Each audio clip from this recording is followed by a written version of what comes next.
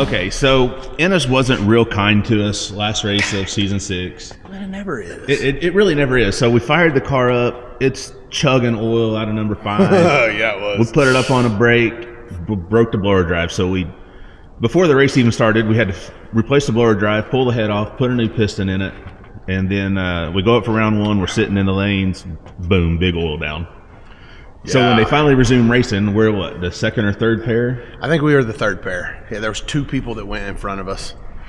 And attempted to go in front of us. Everyone was complaining about it and telling Jen, this is BS. We shouldn't be doing this, and everything that everybody says whenever. I like to bitch as much as anybody else.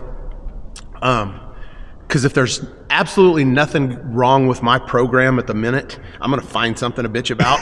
So, and if it's the track, it is what it is. Yeah. We've been fortunate to have good tracks this year. Oh, for sure. Like, the only time that I really bitch about the track is when one lane is good and the other one is not. I don't like that on the street either. No. We've been to multiple races, many of races throughout the years of coin flip race, and it makes you sound like a little crybaby, but it's part of it. Yeah. I've been on the good side of that coin flip race, and I've been on the bad side of it, and it always sucks whenever you get the lane that nobody has made it down for whatever reason. Somebody's oiled it down. Look at BNR. Oh yeah. BNR has been a coin flip race ever since we've ever been there. Yep. One lane, doesn't matter how much you beat on it, which it also doesn't help that when people go test there, they only test in the right lane. Yes. I probably shouldn't have said so right lane. So you're going to say the right lane's better? I know. I should have said right lane, because chances are if I go back there, I'm going to want the right lane. Yeah. But it's the way that a couple of these tracks that we went to this season seemed like they were panning out to be. Yep. Now, eventually they both come around regardless. But you got to make it through a couple of rounds before it comes around. Yes. And most of the time, in that testing session, Friday night stuff, the left lane was a lot better. Yeah. So you let go of the button, car spins, drives to the wall. TPS never quivered. No. It was 100%. No, I wasn't going to lift. I saw too many people. There's still that street racer that comes out in me sometimes that wants to know if nobody else can go down that lane, if I still can. Yeah. Now, it wasn't the most beautiful pass on earth. We let go of the button. I felt the ass end wash out a little bit. It went towards the wall. And the difference between the stuff on the street that we used to do, and because we never lifted on the street either, there's always a situation where it's time to lift. Yeah. But I've always felt like I know how far I can take it. We're getting to the 60-foot a lot faster than we ever have now. Yes. So yes, you have a split second to figure out if you want to lift or if you think you can drive through it. And you always think you can drive through it up until you can't. Yep. Up until your rail sliding the wall. Yeah. I drove through it. It's totally different with the Procharger on the car this season, because last season, let's just say, first off, I wouldn't have got to the 60-foot as fast. Right. But let's just say we were in the turbo car from last year, and I did that same thing. Well, I wouldn't have been able to steer it. You'd had to pedal it. I'd had to pedal it just to get the tires back on the ground. The downforce of the Zoomies is real. Yes. It's something that we've heard about forever, and now we're getting to reap the benefits from it. So I read something the other day from someone that I consider to be a pretty reliable source. It was Alan, and he said the turbo cars on the scales on the chip is 50 pounds of downforce with bullhorn. The Prochargers was 450. I believe that. That's a lot. I mean, we saw that whenever we broke the bullhorn. We didn't take the bullhorn to test. Yeah. We could tell that it was different. The car wasn't going straight. Yep.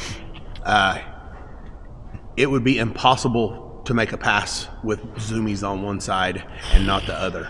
Well, Procharger. I mean, you can kind of see it too when a cylinder drops, man. It's almost top fuelish because it will drive one way or the other depending on which cylinder goes out. Yeah. But it's also down power, so it'll make it want to drive right. Yeah.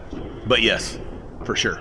So you let go of the button, it drives towards the wall, you drive through it, get to the end, crowd goes wild. I'm going over to the Mini, I'm talking to you on the radio, and Jen comes up and she goes, Phantom. I was like, yes? She was like, tell Sean thank you so much for showing all these expletives how to drive.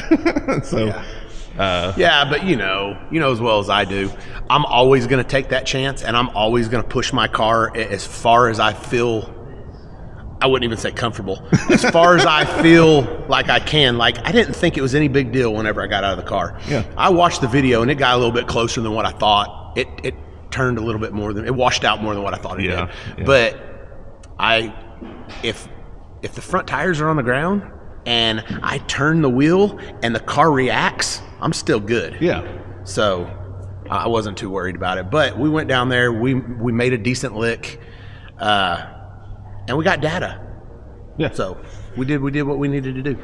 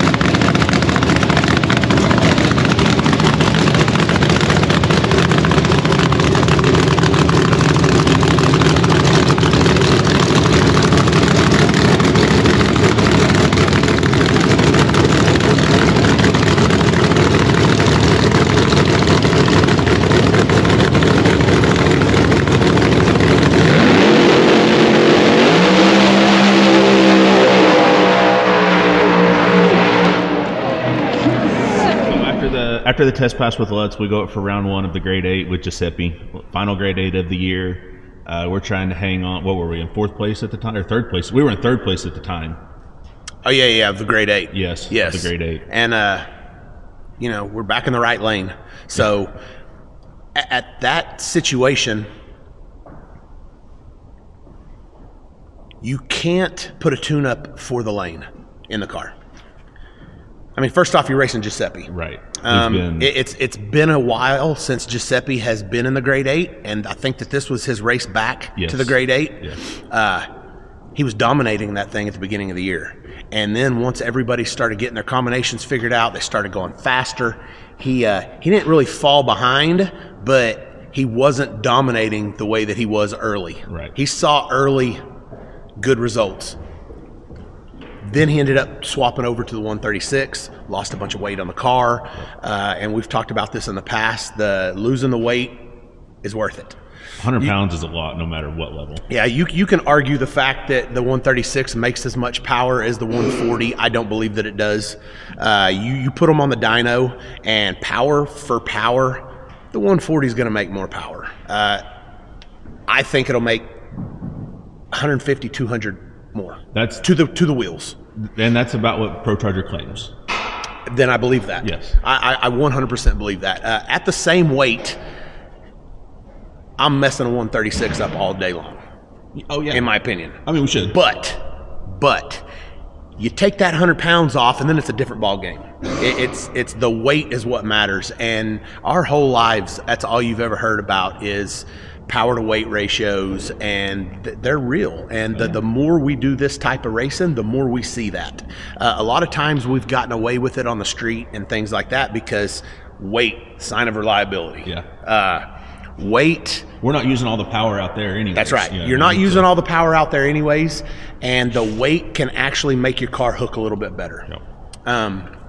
Totally different ball game here. And so when you're racing Giuseppe and you pull the right lane that people were having trouble getting down, you can't turn it down from what we did the first pass, which was already hot for that lane. Yeah. We washed out. We went towards the wall. You can't really turn it down because if you turn it down, you're just going to get outran.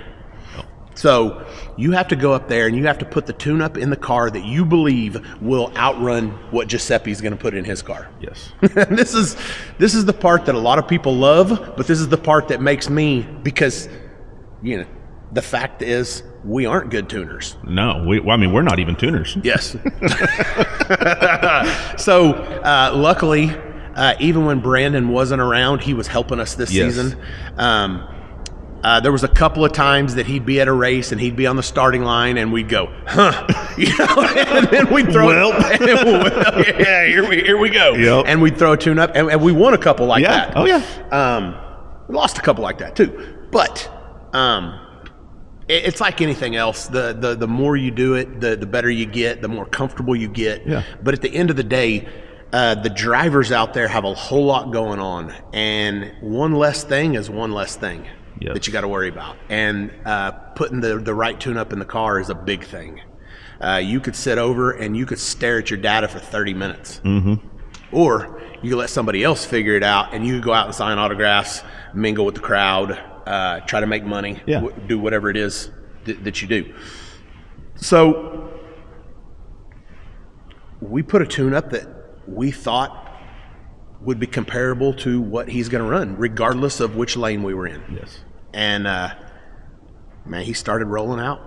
He did what the 136 and he did what the lighter weight car would do. He out 60-footed us. Mm-hmm. I did believe that my power about half track usually comes on, and it doesn't happen every time because obviously Robin out mile an hour us last time we raced him. Yes. So, but what we've kind of seen in the past is that. And Nate's car mile an hour is really good too. Yes. Is that the 136 car's lighter? It's going to out 60-foot us about half track. We start pulling on them a little bit. Depending on who it is, most of the time we didn't come back around them. Yes. So because the lighter weight makes a big difference on the starting line, but also it makes a big difference at the finish line too. Yeah. So anyways, Giuseppe made a good run about half track. About whenever I felt like he was done pulling and it was either going to stay pretty close or we were going to come a little bit on him. I honestly, now if you'd asked me on the big end, this wouldn't be my response, but I've watched the videos, I've seen it. I don't believe that we were going to beat him that pass anyways. He got out on us pretty good to the 60-foot, which in my opinion was that we spun a little bit. Mm-hmm. Not as much as what we did the pass before to make the car kick sideways. The car didn't wash out, but we definitely lost some ET to the 60-foot. Yes. And it shows by how bad he jumped out on us. He made a good pass. About half track, we had catastrophic failure. We broke a part that is not even on our list of parts to check. Under the intake, there's a vacuum line that goes to a vacuum log. We'll put a picture of it up here so you guys can see exactly what we're talking about. So. Oh, you got a picture of the broken fitting? We used to run all plastic lines on this stuff. We do not anymore. Yep. I don't know if it'd be better to go back to plastic lines. The plastic lines move. And sometimes I wonder that, The only problem with the plastic vacuum hoses, lines, whatever you want to call them, is heat. And if it's under the intake, and as long as it's not laying on anything, because that line is pretty much suspended. It's attached to the intake, and then it doesn't touch the valley or anything. So we have a line that goes directly from underneath the intake. It is a 90-6 line. Yep. -6 line. It 90s off, goes back to this vacuum block, boost reference block. Yeah. And then from there, it goes to other things. And one of the things that it goes to that's pretty critical is the fuel tech. So as soon as we break that line mid-track, the ECU thinks that we're at idle. And we were not. We were not at idle. We were 8,000 RPM from idle. We were 8,000 plus RPM and 56 plus on the boost. So when you do that and then your ECU thinks that you're at idle and it takes all the fuel that's feeding this motor, takes all the fuel away from it. Yep. Now we hurt a couple pistons. And honestly, lucky that's all that we did. Honestly, yes, because it could have been a lot worse. Things could have came apart. It could have been, it could have melted pistons. But because not only does it take the fuel away, it throws all the timing at it too, which, if there's no fuel, there's no fire, but still. And I think that's the only thing that saved us, is that it happened so quick that there was not enough fuel in there to totally hurt everything. So we pulled the head off after that pass, replaced pistons 6 and 8, got them out, noticed that both of those pistons had lifted ring lands, so we put new ones in.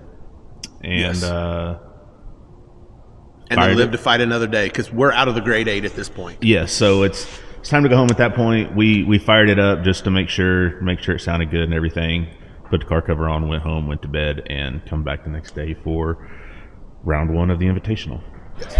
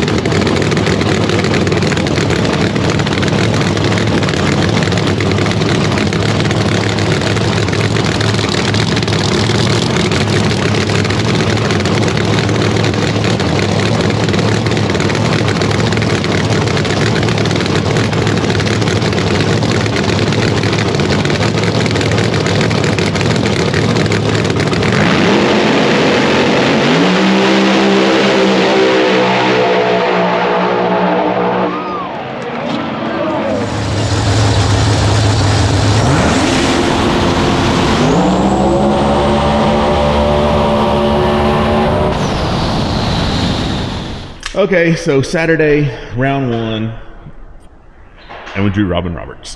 Why wouldn't we? Yeah, totally different track from the night before, or at least last time we ran. Mm-hmm. Both lanes are pretty damn good. Yeah. And we put a pretty big tune-up in it. And it went fast. Yeah, we had to. We was racing Robin. Yeah, and... no, it went killer fast, and last year, that would have been a finals tune-up. Oh, and it would have. And it would have won the final. And then this year, it won't, depending on who you get, it won't win first round. Honestly, man, I would say there are, what do you think, 8 to 10 people that can go faster or quicker in first round than a finals round of last season? Oh, yeah. Yeah, I'd say I'd probably lean towards more than that. Yeah, that's incredible. There's a lot of people out there that can run. Let's just put a number on it. I'm cool with it, man. Bottom 80s, if not faster. Yeah. It is what it is, and they're fast. So, bottom 80s would win you races last year. Yeah, it definitely wasn't a first round tune-up. No. So much for the 34.5 slowing the class down. No kidding. I wish we'd get the 36 back. Now that they realize that we've been faster with the 34.5. Yeah. Yep. So, first round, Robin, you see the video there from the behind video and from the Pecker Cam video. They had a bigger tune-up. Yeah. So I knew really close to what we ran, and so I asked him, I said, hey man, what'd you run? And he told me, and I said, yep, makes sense. That's about what it looked like. Makes sense, because he was a good half a car out on us. Yeah. Half a car's 2 numbers. Yeah. No, this one wasn't as bad as the one they put on us in no, Pennsylvania. Yeah, Maple Grove. Well, we were going faster now. Yes, in my opinion. Yes, Yeah. But still impressive nonetheless. Car's fast. Yeah, no, they do not mess up against us. They don't. They don't make mistakes against us. Never, ever, ever. I've seen them make a lot of mistakes. They've had a lot of parts failure, gear drives and things like that. Yeah. And which we all have. Oh, for sure. But not against us. No, they got their shit together. They do. They do. Every time. Like you can. I think we only beat Robin once this year. In the was it the grade 8 we beat him? Yeah, we beat him pretty good in the grade 8 in I don't remember. Ohio. Crazy. Maybe Ohio. Car's I can't fast. remember. Car's It is. fast, man. It is. They had another good season, just like they do every season. They put a stat out on their Facebook that they didn't hurt a transmission or a motor all year long. That's pretty impressive. It is. I mean, and they had what, 4 more runs than us? 3 more runs than us, something like that. 3 or 4. So, good job to them as always.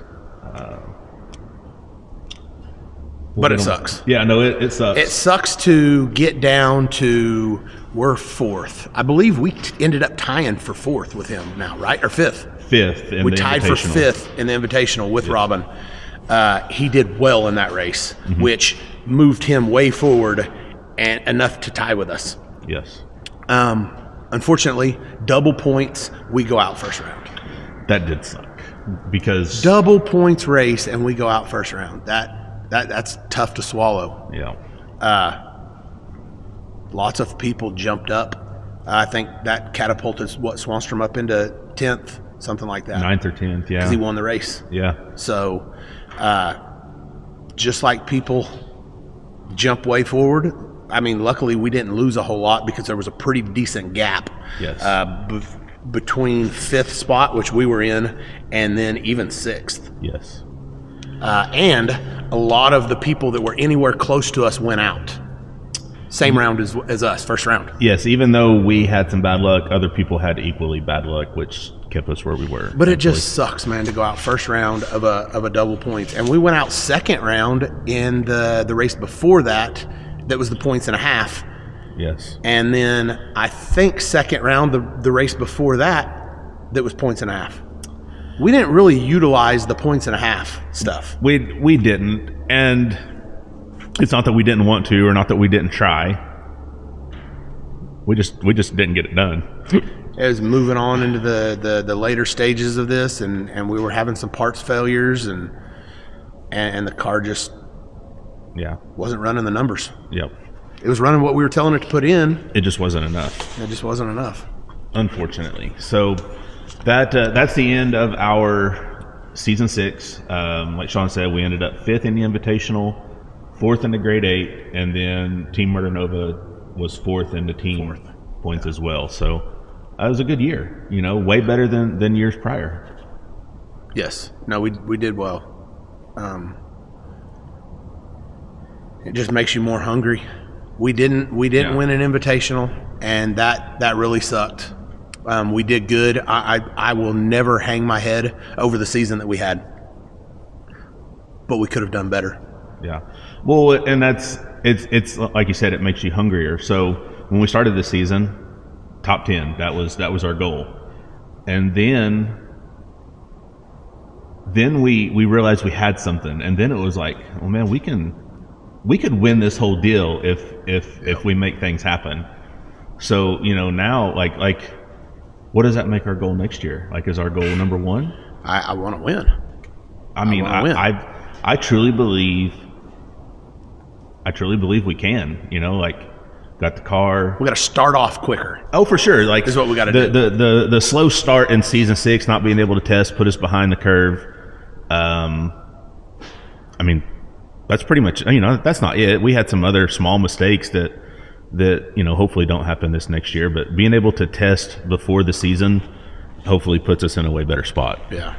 Well, and we're still waiting on some stuff right now because obviously the whole short block is junk. Oh yeah. We can talk about that after the Phoenix. Oh yeah. So we'll roll the Phoenix race into this since it's only one race. So, and then we'll kind of recap and tell you what our plans are here just shortly. What's going on, guys? We are here at a track we've never been to before, Wildhorse Motorsports Park here in Phoenix or Chandler, Arizona, or whatever you want to call it. It's Saturday. We didn't make any passes Friday. As most of you know that follow us, it is Aiden's senior year, and last night was his senior homecoming. So Sean, being Sean, you know, his family's more important than any of this stuff, and that's pretty cool. You know, not a lot of people would do that. So Sean being Sean, this racing's going to be here the next day, so he stayed and watched Aiden's homecoming and flew in this morning. So we're going to go right off the trailer here in Phoenix, and I think we're going to be all right. So we're at season 6 is over. So we finished 5th in the Invitational, 4th in the Grade 8, which was for the individual championship, contrary to what all of you people say. A bunch of you mad about it. It don't matter. That's the way it was. Kai was a champion last year. No ifs, ands, or buts about it. And then we finished 4th in the team points as well. So it was an amazing season for us. Super proud. It was just a good year. So what this race is, what we're being told, is a qualifier for season 7. Don't know what that means. It's a race down to 1, earning points. So I don't know. I haven't really got any clarification on it. Don't care. We're gonna go out here and we're gonna try to make the best passes possible and go as many rounds as we possibly can. And whatever happens whenever we resume racing in 2024 is what happens. So the car's ready. We fired it up earlier. Everything's good to go there. Went through all my normal checks yesterday. I think it's ready. Sean's over here doing a little bit of signing before first round. We drew James Finney, Birdman, for first round. So we'll see what happens here. We sent Brandon some data from some different tracks, and he's remotely working on a tune-up for us. And he'll have us something sent over shortly. So we'll get it plugged in there and get the car all put back together and head up for first round and see what shakes out. So if you haven't already, go ahead and click that subscribe button, share the channel with your buddies, help us grow the channel. Winter's here. Winter is almost over, unfortunately, but winter is here, so we'll crank out some more projects from the shop. We got Aiden Chevelle, we've got some testing to do on the OG, some testing to do with the 55, some testing to do with my truck. The F-150 is nearing completion. It's at Fuel Tech getting wired right now. We'll kind of debut it at PRI. It'll be in the Texas Speed booth, so go check it out. But as always, we got a lot of stuff coming in the winter, and we'll share it all with you guys. So stick around. We'll show you some racing up next.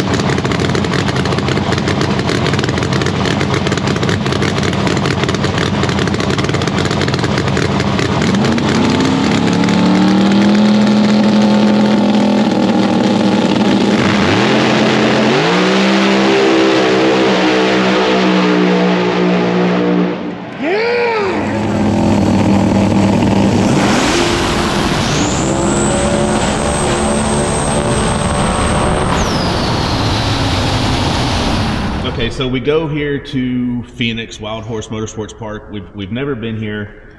This is what we're told is a qualifier. Qualifier for season 7 of NPK. We didn't make any passes Friday night because Sean was at a senior homecoming, and understandably so.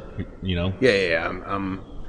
No regrets. That's right. No, not at all. Because hopefully he's only going to be a senior once. Yeah. And I needed to be there for that. So just like his graduation. Yeah. I may miss a NPK race next year for his graduation. I'm no regrets. Nope, not at all. So we go off the trailer Saturday, which track was good. You know what I mean? Like we had plenty of tune-ups. Track was good, but the air wasn't. The air was not. The air was not good. The air was not. The track was decent. Brandon put us a tune-up together that we thought would go down, and it did. So you drew Birdman first round, and car did what it was supposed to. We made a good lick. He made a good pass too, though. Oh yeah. Like Birdman's he's that guy that you never know what he's going to do. Like his car's capable of being fast. Well, I mean, and there at the last of the season, once he swapped to the Twins, his car was fast. I mean, Birdman is one of only 4 champions in the NPK series. You know what I mean? Like he won the first one ever. Yep. So he's not one that you want to take lightly because he can at any time, like you said, lay one down. Yeah. But we made a good one, and that's really all we needed to do. We needed to win first round, and then that would secure us not racing our way in. If everything is the way that they say it's going to be, then winning first round put it to where, what are we, tied for 10th with everybody else that won first round? something. Hopefully, that's good enough. That makes it to where we don't have to race our way into the first race next season. You know, until we get to the first race, and they go, oh yeah, and then we're gonna go, well, but you said it, and then they're gonna go, well, hell, Sean, we were high when we said that. That didn't mean nothing. So round 1 was a success. We got some good data. Trying to think, we didn't tear anything up that pass. No. So go back, get the car ready, and we go into round 2.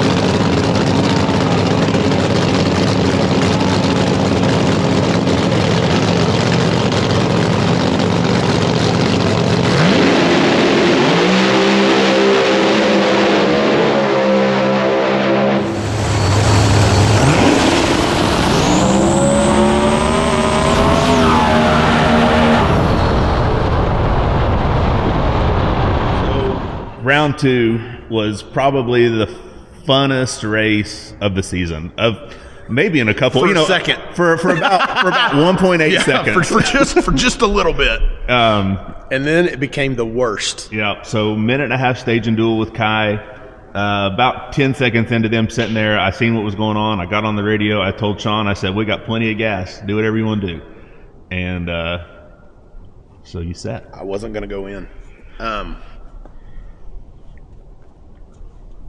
Throughout the season, whenever you race somebody so much, and I think that was, the 7th race that me and Kai had? Yes, because we ended up 4-3. He won 4, and we won 3? Yeah. So you start realizing what people like, and Kai likes to go in second every time. Yep.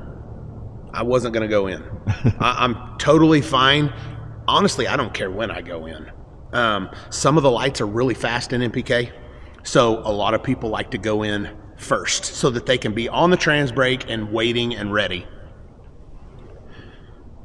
I probably do too, I guess. If I have my choice, but it doesn't really matter. Yeah. But I knew you can kind of get to Kai. Oh yeah. You can get to Kai. There's a couple of things, and I should have been a little bit smarter. I should have. I wasn't going to go in. So what I should have done was I should have let him go in 1, and then me go in 1, and then just sit there. That's what I should have done instead, because he knew that I was going to boop boop. Yeah.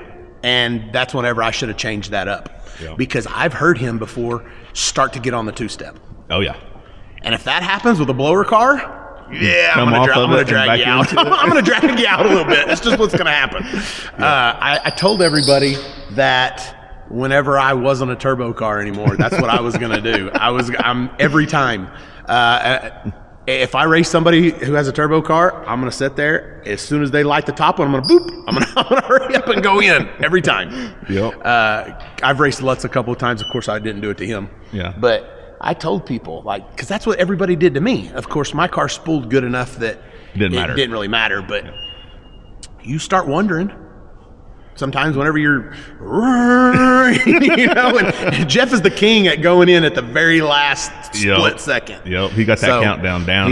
He does. So that's what I should have done. I should have sat there. But yeah, it was one of those things where you said, we got plenty of fuel in the car. Do what you want to do. I knew it was, if I lost that race, it was the last pass of the season for me. Yeah. So it wasn't that big of a deal. Kai's tough to beat.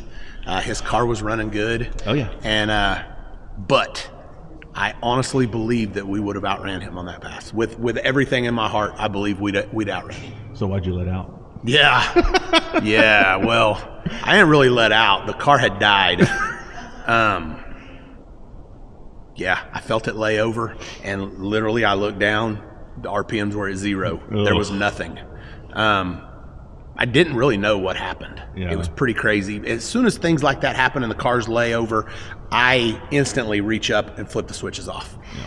So there were so many things that was going through my mind, and this is the first time I've ever broke a crank. Never broke a crank, so I didn't know what it felt like.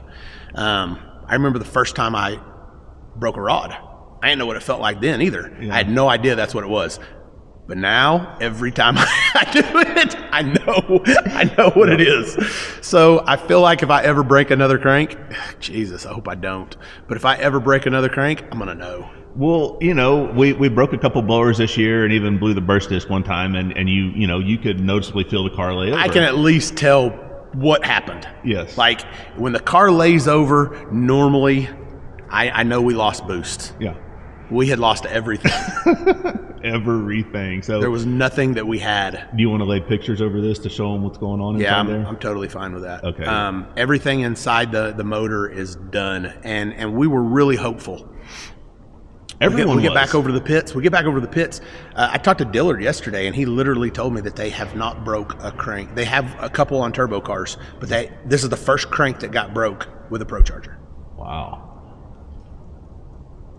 Huh. Yeah, so he said, yay for us. He said when he first heard that we broke it, and remember even Brandon said, no, y'all didn't break that crank. Yeah. He said it probably just broke the snout on the pulley or on the balancer. Yeah.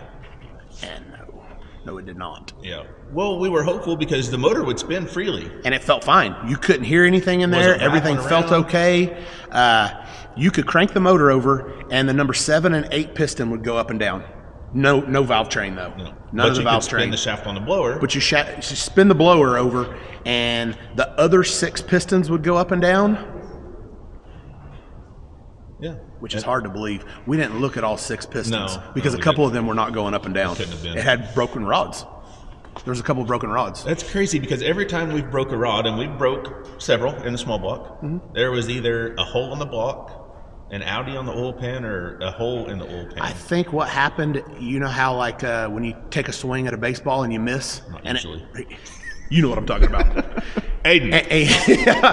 And you miss and it hurts. Oh, yeah. Doesn't ever hurt when you connect on the ball. So I think what happened was it broke the crank, and it probably broke the crank first, and then the snapping effect probably broke the rods. Yeah, no, I can buy that. So I don't think that there was a lot of revolutions after the rods broke, and I think that's the reason everything stayed housed. Everything was in there because the race before that in the finals, Swanstrom threw the crank out of his motor. Yeah, like threw it out the bottom. Like literally drove over the top of it. Drove over the top of it. Everything came apart. It was noticeable that he had trashed everything. Yeah, ours was not. I mean, not everyone, but there were people on the internet when we posted that we broke the crank against Kai. No, there's no way. There was no oil on the track. What? No way. And well, here's the pictures of it. And like Sean said, it's a total loss. Like there's nothing usable. Yeah, that hurts. It got the cam. Obviously broke the crank. It didn't. I don't think it got the cam. That's good because that's $5,000 right there. It is not. Fucking Dave. I know. Damn it Dave. Is not. So like I had said, I had talked to Dillard yesterday. Yeah. He said he's pretty sure they sent the cam back off to whoever the cam guy is. Yeah. Just to check everything, but they said that they think it's okay. Oh, cool. And it's about $2,200. Oh, okay. Well, I mean, that's still a pretty good chunk for a camshaft. It is. Obviously the valve train's still good besides those 2 rockers that broke. They'll rebuild those heads, and those will be our spares, right? Hopefully. Or we'll put them on it. I don't care. Okay. I told them that it's not like and I was tripping at first because let's be honest, man, I can't afford $100,000 for a motor. I just can't. Yeah. But there's a lot of stuff that you can still use off of that. I mean, when you're talking that these things are they're 120 retail. Yes. If you so when you're talking 120 retail, you're talking that's for rockers that we don't need. Mm-hmm. That's for lifters that we just put new ones in. That doesn't mean that they're good still. Right. The intake is $12,000. The whole front drive assembly for the Procharger stuff, or just the gear drive, the gear drive and everything. Okay. Balancer, oil pump, pan, flex plate. That's all stuff. That's all stuff that we don't have to buy now. So it's easier to think about it this way. We were going to put a new rack in it anyways. Yes. $12,000 to $15,000 for a block. Yes. 6 or 7 now for a crank. Do you know that thing had a Callie's crank in it?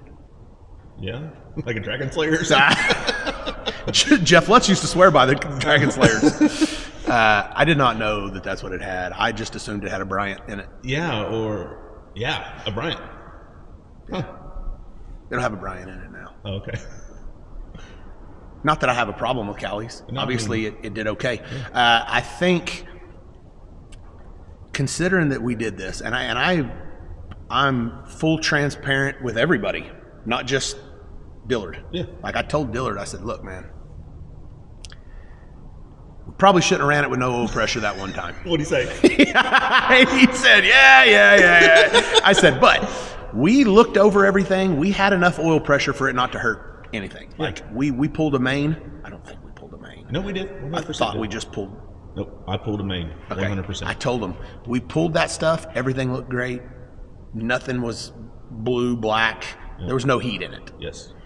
I said, but it sucks because we probably should have pulled the crank out at some point. And he said, yeah, but people go 120 passes per season on these things, and you're the first person that's broke one. I said, well, we also detonated that thing pretty bad whenever we lost the ECU. Basically, we lost the ECU. Yeah. So there's a couple of things that we did, and well, we heard it pretty good a few times. He told me it wasn't our fault. Really? Oh wow! He 100%. I don't know how much I wanted to say about all this, but he said that he feels like parts failure. He was like, I don't believe, honestly, by looking at this, us here at the shop do not believe that you did anything wrong. Oh, right. So, well, I do a lot of stuff wrong. Oh, yeah. Now it may not have been the cause. Now it may, and I'll take the blame. Yeah, That's so. it's my program. Yeah. I've said this in the past. I'll take the blame. Yeah. When there's no oil pressure, kill the car, guys. Yeah. You know, it's probably what you should do. What was that? It shocked the shit out of What me. did? My laptop.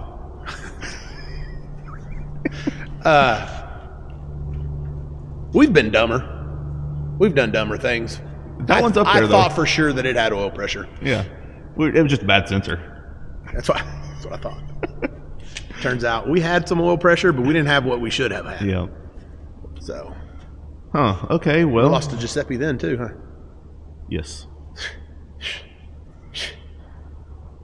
Old Giuseppe. Yep. But we're gonna figure it out.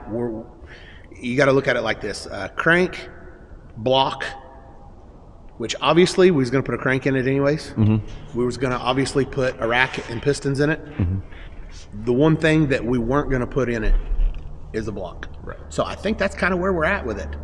I mean, it's an additional, and if you look at it this way, by the time the machine work and everything is done on the bare block is like 12, and it's like $3,000 worth of machine work to get it to where it needs to be. Yeah. I feel like breaking this crank, although not ideal, it's going to take longer, and it's going to be about $15,000 more than what it was going to be. I mean, when you look at it like that, it could be worse. Yes. Could be worse. But initially, whenever they tell me your whole short block is junk, $100,000. That's $100,000. Yeah, that's $100,000. We can't race this year. Like we're done. We're going to put the MH5 in it from this, and we don't know what we're going to do. Hope for the best. Yeah, hopefully we can go a couple rounds.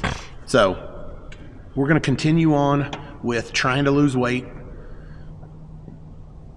and do what we can do for next season. Yeah, so we've got a jump start on it. Well, not really. Well, kind of. The front end's being built. Doors, right? Also? Yes. Doors. Over the years, Dad's put lots of paint, lots of body work and stuff like that. We did, whenever we, brushed that mile an hour off on the wall when it was a turbo car, had to do a lot of body work to one of the doors. Mm-hmm. And then that front fender. Then we made the hood and the fender all a one piece. So that was glue and then body work to make it all look good. Mm-hmm. I hate to even say this, but we probably won't put headlights back in it. We'll have headlights, but not the headlights that what we had. Yeah. I don't know. It just depends. I don't know if I can not put the headlights in it. Let's see what it looks like. They look gross without them. I'm going to be honest with you. Because it's just a flat piece after that. There's no curvature. No. I don't know if I can do it. We may just, that's ounces.